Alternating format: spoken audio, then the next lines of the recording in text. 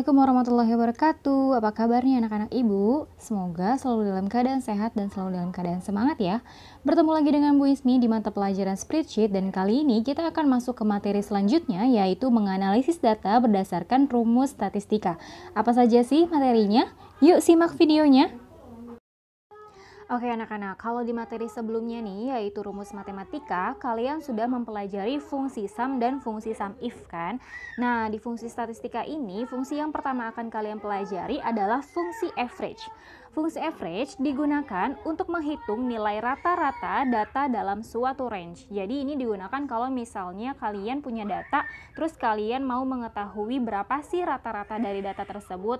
Nah, kalian bisa gunakan fungsi average ini ya. Rumusnya yaitu sama dengan average buka kurung number 1, titik 2, nomor 2. Jadi di sini adalah range-nya ya, dari sel mana sampai sel mana yang ingin kalian cari rata-ratanya, seperti itu.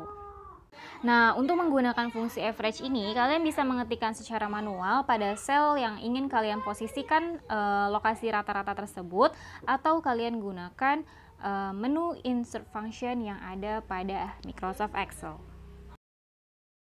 Fungsi yang kedua dari rumus statistika ini adalah fungsi max. Fungsi max digunakan untuk menghitung nilai tertinggi data dalam suatu range. Misalnya, ibu punya data nilai ulangan harian kedua spreadsheet. Terus ibu mau tahu berapa sih nilai tertinggi dari hasil ulangan tersebut. Nah, ibu akan menggunakan rumus max ini untuk mengetahui nilai tertinggi dari data nilai ulangan harian yang ibu miliki, seperti itu. Nah, rumus yang digunakan sama dengan max buka kurung number 1, titik koma number 2. Nah, number ini dimaksudkan adalah range atau sel yang akan dipilih untuk disaring dan diketahui nilai tertingginya. Fungsi yang ketiga atau fungsi yang terakhir dari rumus statistika ini adalah fungsi min. Fungsi min ini adalah fungsi kebalikannya dari fungsi max tadi. Kalau fungsi max digunakan untuk mengetahui nilai tertinggi dari suatu data, maka fungsi min ini digunakan untuk mengetahui nilai terendah dari suatu data. Jadi kalau dari contoh yang ibu tadi, ibu pengen tahu nilai ulangan yang paling terendah itu berapa, berarti ibu akan menggunakan fungsi min ini dengan rumus sama dengan min buka kurung number 1, titik koma number 2, dan seterusnya ya. Atau bisa digantikan dengan range. Jadi kalian blok datanya mulai dari sel yang pertama sampai sel yang terakhir untuk dipilih dan didapatkan nilai terendah dari data tersebut. Oke, jadi boleh diulang lagi ya anak-anak. Di rumus statistika ini terdapat 3 fungsi. Fungsi yang pertama fungsi rata-rata atau fungsi average. Fungsi yang kedua fungsi nilai tertinggi atau fungsi max. Dan fungsi yang ketiga adalah fungsi nilai terendah atau fungsi min.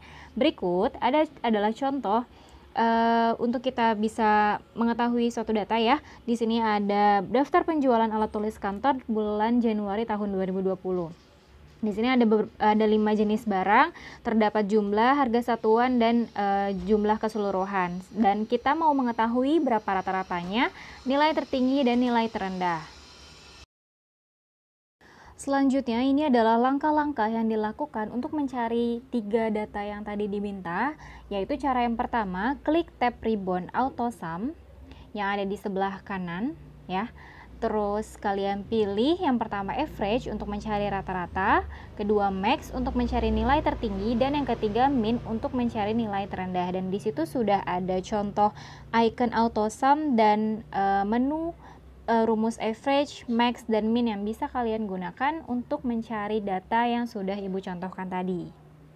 Oke anak-anak, berikut ibu akan memberikan tutorial cara menghitung nilai rata-rata, nilai tertinggi, dan nilai terendah dari data daftar penjualan alat tulis kantor yang sudah ada di contoh slide sebelumnya.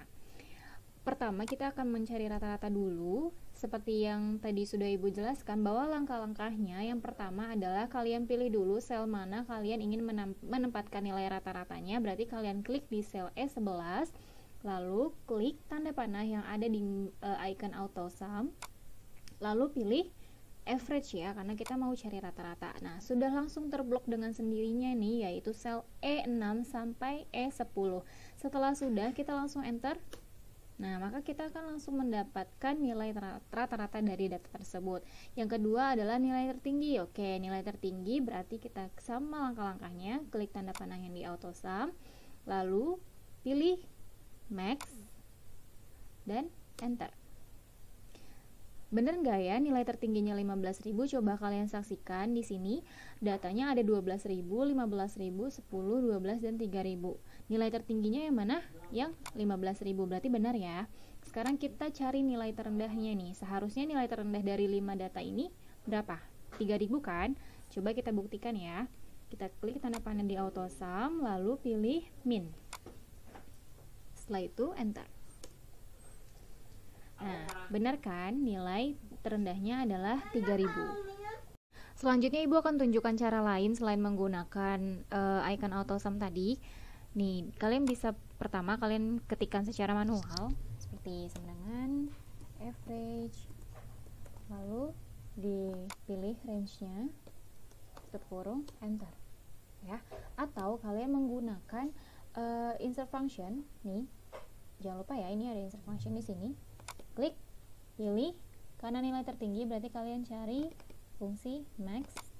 Oke, dan lihat di sini sudah yang dibutuhkan itu kan adalah sel dari E6 sampai E10 ya, berarti ini diganti jadi E10 bukan E11.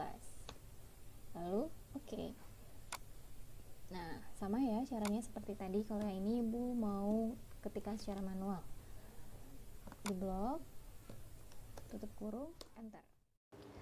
Nah, anak-anak, setelah Ibu contohkan tadi, ini adalah hasil dari nilai rata-rata, nilai tertinggi, dan nilai terendah dari daftar penjualan alat tulis kantor di bulan Januari tahun 2020. Jadi nilai rata-ratanya didapat 10.400, nilai tertinggi 15.000, dan nilai terendah Rp3.000.